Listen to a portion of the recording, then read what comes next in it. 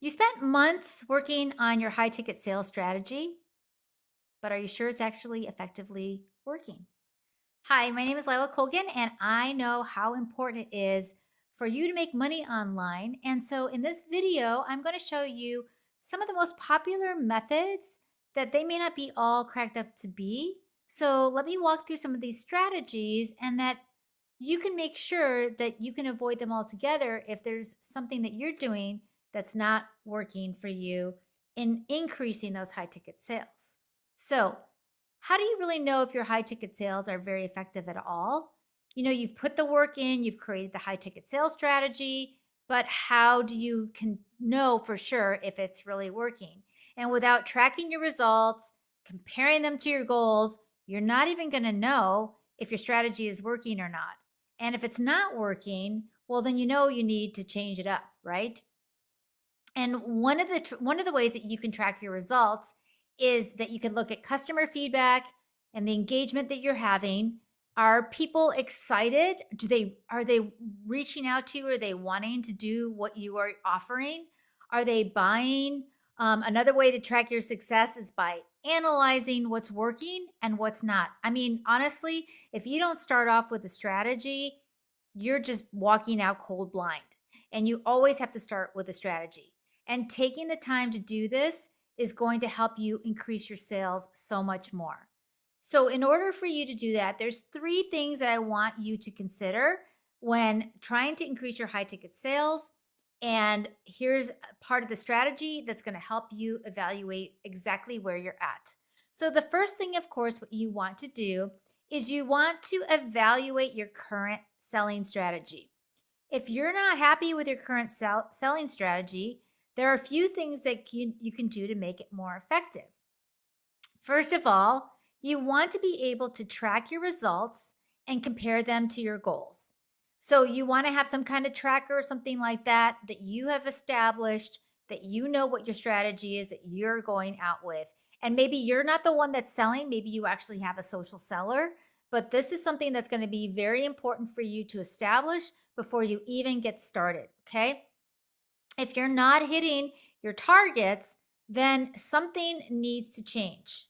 Okay. Second of all, you need to look at your customer feedback and the engagement levels that you are getting that. Sometimes people don't want to bother to take a look at some of those statistics, but that's really, really important as far as like who's engaging with you and who's not, right? Are people excited about what you are selling? Are they buying? Are they asking questions? And finally, are they staying with you once they actually do buy something? These are all things that you need to measure and monitor over time so that you can track how you are really faring with your levels of experience in selling high ticket. And if people are coming back for more, you know that you are on the right track, right? Number two is you want to analyze these results because if you don't have any kind of strategy when you're looking at your numbers, you want to know where you start from and where you're going to end up from.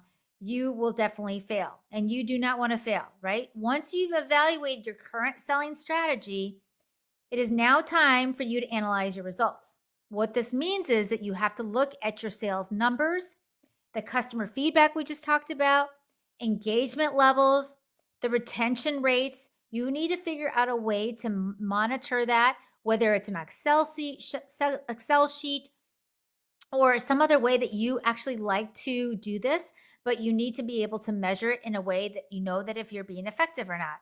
And by doing this, you're going to be able to see what's working and what's not. And once you've analyzed these results, it's important to figure out what changes are you going to need to make, right? You're not perfect. You're going to have to make some changes. And to look at this, you want to look at your sales number by customer. Which customers are buying from you the most? Which ones are buying you from the least? Why? If you can get to the bottom of that, which are buying enough to keep them engaged, but not so much that they are not going to come back for more.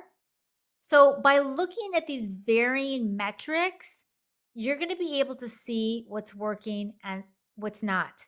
And oftentimes, you can do this through a quiz or a survey or something like that, right? Like put something together that's going to help you evaluate that. You need to have your own numbers and keep tracking that over time.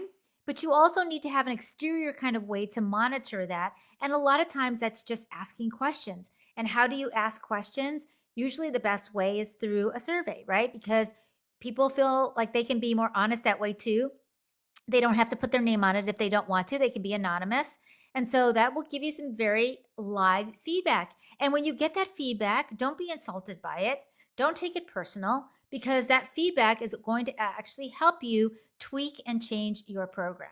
Okay.